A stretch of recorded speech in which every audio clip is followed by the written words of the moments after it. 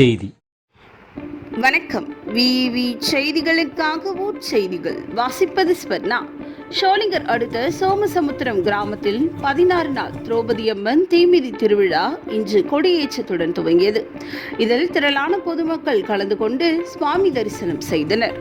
ராணிப்பேட்டை மாவட்டம் ஷோலிங்கர் அடுத்த சோமசமுத்திரம் கிராமத்தில் அமைந்துள்ள அருள்மிகு ஸ்ரீ திரௌபதி அம்மன் திருக்கோவில் 16 நாள் தீமிதி திருவிழா வெகு விமர்சையாக கொடியேற்றத்துடன் துவங்கியது.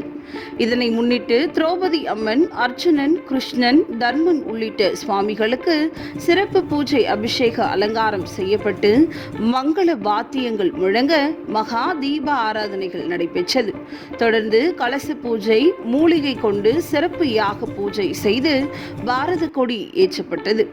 கோவில் கொடிமரத்திற்கு புனித நீர் ஊற்றி மஞ்சள், குங்குமம் இட்டு திருவிழா கொடிக்கு சிறப்பு பூஜை, தீப ஆராதனை செய்யப்பட்டு கொடி ஏற்றப்பட்டது. இதில் திரளான பொதுமக்கள் கலந்து கொண்டு சுவாமி தரிசனம் செய்தனர். தொடர்ந்து 50க்கும் மேற்பட்ட பக்தர்களுக்கு காப்பு கட்டும் நிகழ்வு நடைபெற்றது. தீமிதி திருவிழாவில் திரௌபதி அம்மனுக்கு திருக்கல்யாண உற்சவம், அர்ஜுனன், அரவான் கடபலி, தபசு, கர்ணமோட்சம், படுகளம், தீமிதித்தல் போன்ற நிகழ்வுகள் வெகு விமர்சையாக நடைபெறும். இதில் சோமசமுத்திரம் மற்றும் சுற்றுப்பகுதியில் இருந்து 10க்கும் மேற்பட்ட கிராம பொதுமக்கள் கலந்து கொண்டு சுவாமி தரிசனம் செய்வார்கள் என திருக்கோவில் நிர்வாகத்தினர் தெரிவித்தனர். விவி செய்திகளுக்காக விஜய் மற்றும் பாஸ்கர்.